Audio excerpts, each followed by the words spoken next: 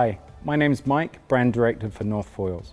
Today we're going to be talking about our third generation of Nova Wing.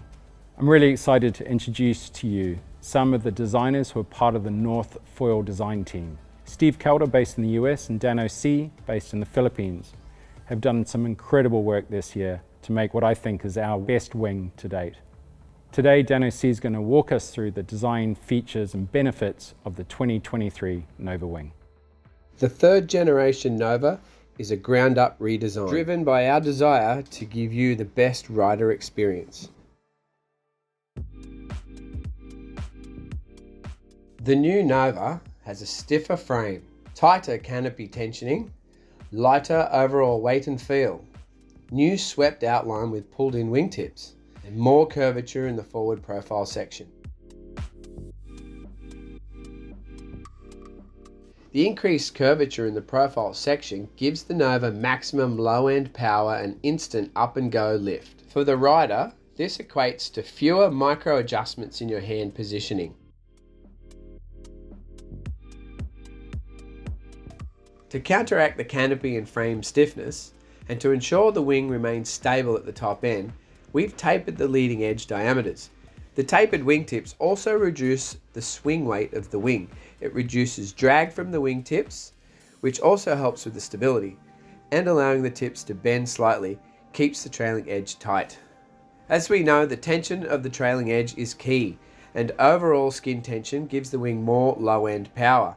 But then on in the high end, the ability of the tips to reflex away allows the excess power to bleed off.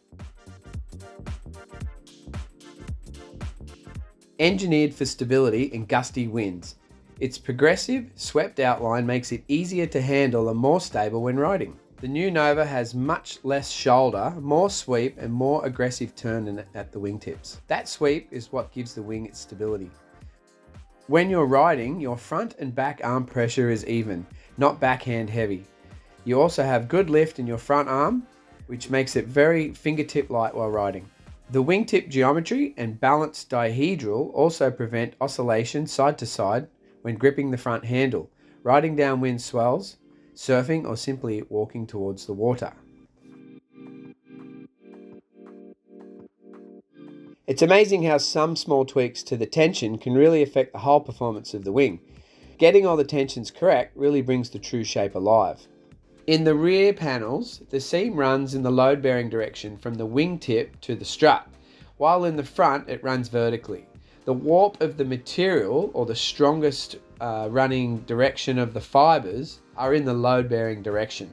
Changing the warp direction in the material gives more stiffness to the canopy and allows the load to be transferred through the canopy more evenly.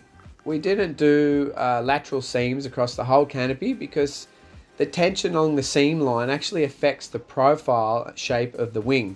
So we like to keep it about 50-50 so we can keep good shape in the front, but in the back section, the warp direction in the material distributes the load from the strut to the wingtips.